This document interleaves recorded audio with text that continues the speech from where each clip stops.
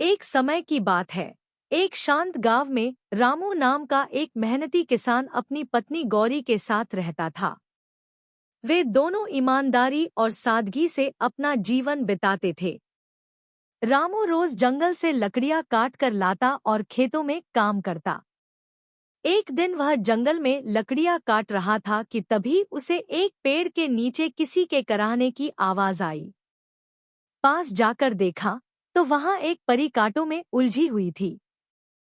रामू ने बिना डरे बड़ी सावधानी से उसे आजाद किया।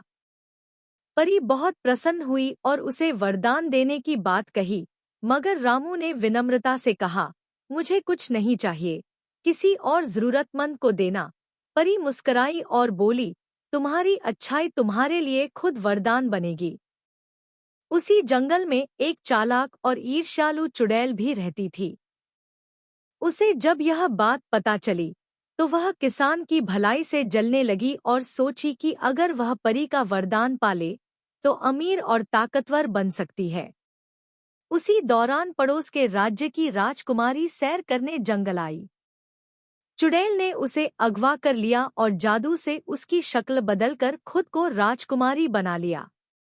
राजमहल में जाकर वह सबको धोखा देने लगी। असली राजकुमारी को जंगल की एक अंधेरी गुफा में कैद कर दिया गया।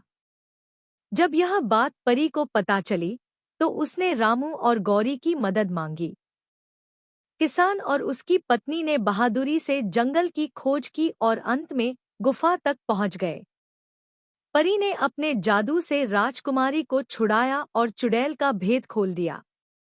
राजकुमारी की सच्चाई सामने आते ही राजा बहुत खुश हुआ। चुड़ैल को उसी गुफा में हमेशा के लिए बंद कर दिया गया।